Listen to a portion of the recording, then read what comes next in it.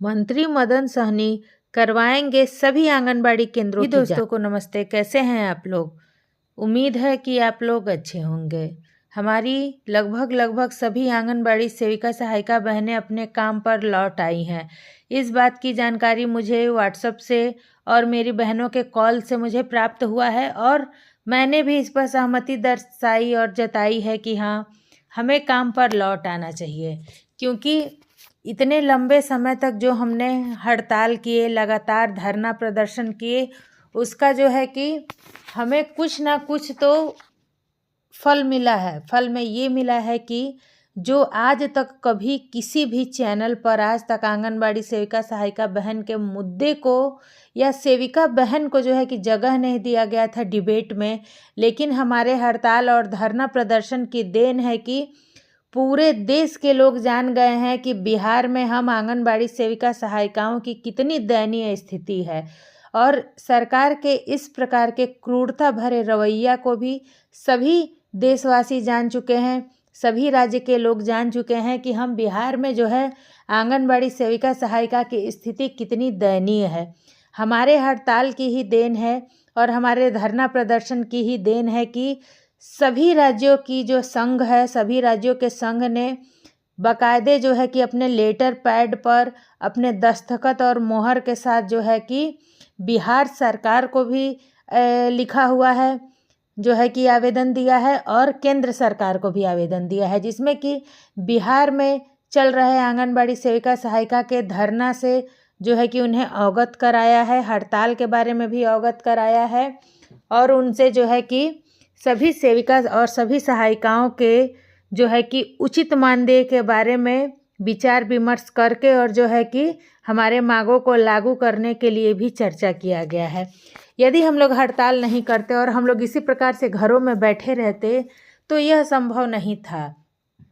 और यह भी संभव नहीं था कि जो हमारे अपने ही राज्य में हम आंगनबाड़ी सेविका और सहायिकाओं के बारे में अन्य जो आम जन हैं वह ये सोचते हैं कि सेविकाएं जो है कि बहुत कमा रही हैं, बहुत लूट रही हैं, तो ये मानदेय है तो वो मानदेय है, तो इतना, ये सभी बातों का जो है इस हड़ताल और धरना प्रदर्शन से हम लोगों को यह लाभ हुआ है कि कम से कम आम जन नागरिक भी यह पूरी तरह से जान चुका है कि जो है कि हमारी सरकार कैसी है और सरकार महिलाओं के उत्थान के बारे में कितना सोचती है और वर्तमान की सरकार जो है आंगनबाड़ी के बारे में कितना सोच रही है, वर्तमान की सरकार जो है महिला उत्थान के बारे में कितना सोच रही है।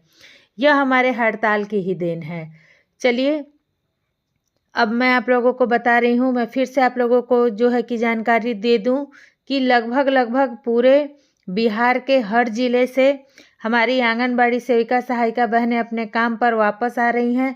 भले जो है कि अभी फ़िलहाल में 10% जो है राज्य सरकार ने बढ़ाया है, लेकिन उन्होंने यह वचन दिया था, यह वादा किया था कि आप लोग काम से लौट आइए, अपने काम पर आ जाइए और जो है कि हम लोग आप लोगों के बारे में ज़रूर कुछ ना कुछ सोचेंगे। तो आप ये कहिए कि हम जो है कि उनके कहने पर ही काम पर आए या जो है कि हम अपने बारे में, अपनी सेविका सहायिकाओं की स्थिति के बारे में सभी आम जनों को जो बताना समझाना चाह रहे थे वो बता समझा कर हम काम पर आए। हमने अपनी एकता की ताकत भी दिखा दी। आपने चयन मुक्त किया, चयन मुक्ति से नहीं डरने वाली हैं, यह भी ताकत दिखा दी। तो चलिए हम लोग वीडियो शुरू करते हैं आगे। जैसे जैसे इस हड़ताल में या हमारे मांगों से संबंधित जो भी लेटर, जो भी सूचना आएगा, मैं अपने चैनल पर आप लोगों को दिखाने का काम करूंगी, क्योंकि मैं स्वयं एक आंगनबाड़ी सेविका हूं और मैं किसी भी आंगनबाड़ी सेविका या सहायिकाओं को जो है भ्रमित करने वाले और इस प्रकार से जो है कि उन लोगों को झूठा वीडियो नहीं दिखाऊंगी। यह मेरा वादा भी है आप लोगों से कि मेरे चैनल पर आप लोगों को जो भी वीडियो मिलेगा वह सच्चा वीडियो मिलेगा और जो भी जानकारी मिलेगी वह सच्ची मिलेगी। मैंने अभी तक लगातार इसके पहले कहा था कि हड़ताल पर सभी सेविका सहायिका बहनें डटी हैं, कुछ बहनें जो है कि योगदान दे रही हैं, लेकिन अब मैं आप लोगों से यह कह रही हूँ कि आज के डेट में, आज के तारीख में लगभग सभी ज़िलों में, लगभग सभी ब्लॉक्स में योगदान हो चुका है। केवल कुछ ही जो है कि बहनें और बची हुई हैं जो है कि इस बिहार सरकार से इस जो है कि ऐसे सरकार से आस लगा के बैठी हैं कि यह सरकार सुनेगा, तो यह क्लियर हो चुका है। मैं बहनों आप लोगों से बताऊं, यह सरकार हम लोगों की सुनने वाली नहीं है।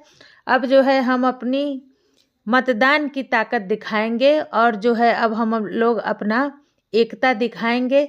एकता हमने दिखाया, एकता से जो है कि पूरा पटना के साथ साथ पूरा देश थर्रा गया आंगनबाड़ी सेविका सहायिकाओं की ताकत देख करके। और जो है फिर यही ताकत हम लोग इस्तेमाल करेंगे 2024 के चुनाव में। चलिए अब हम लोग देख लेते हैं आगे।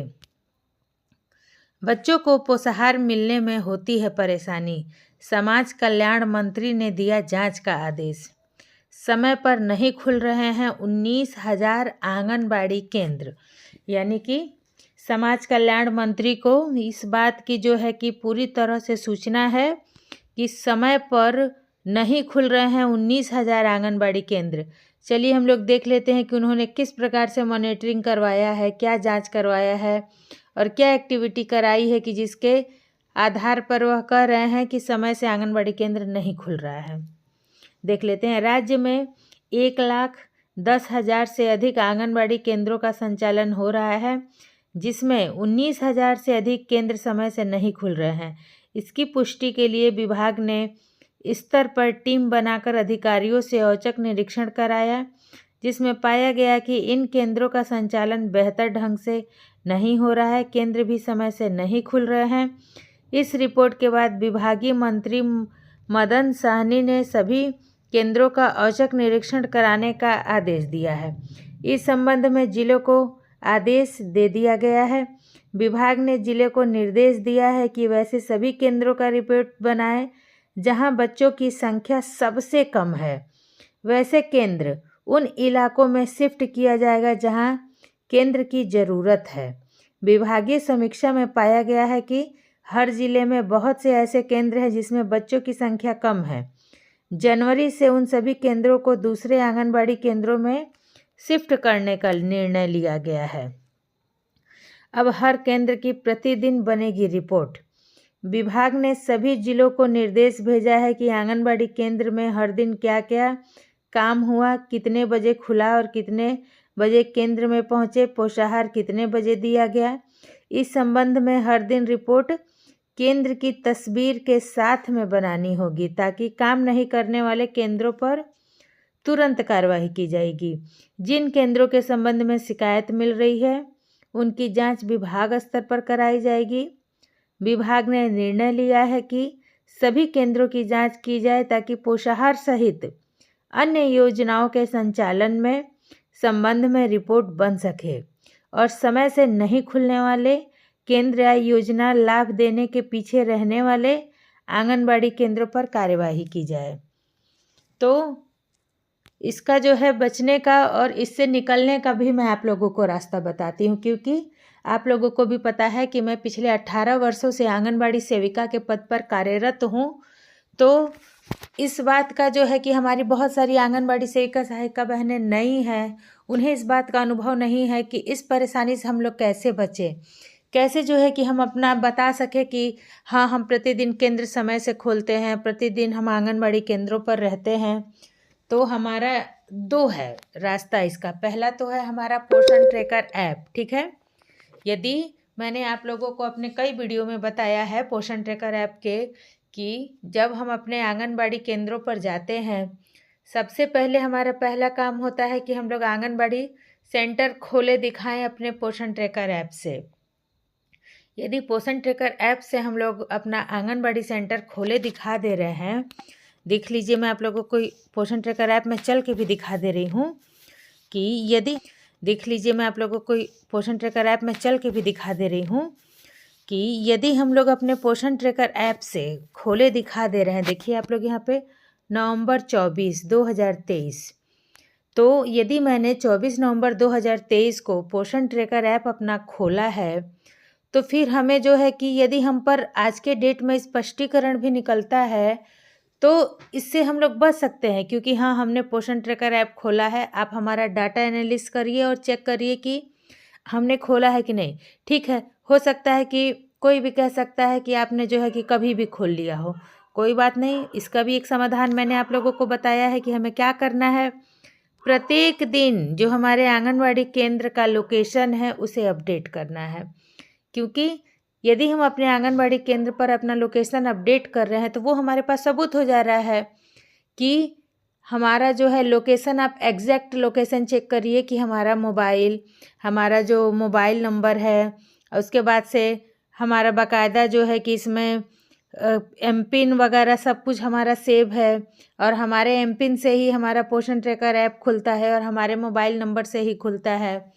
तो इस आधार पर जो है कि हम एक तरह से बच सकते हैं। और दूसरा रास्ता क्या है जो कि बेहद ज़रूरी है कि लाइव लोकेशन कैमरा से हम लोग प्रत्येक दिन हमें क्या करना है, 1 या 2 पिक्चर हम लोग ले सकते हैं। जैसे कि एक पिक्चर हम लोग ले लिए जब हमारे बच्चे आ गए, हमने प्रार्थना वगैरह करा लिया और हम नाश्ता दिए हैं बच्चों को, उस समय नाश्ता के समय हमने एक पिक्चर क्लिक किया और अपने ग्रुप में डाल दिया।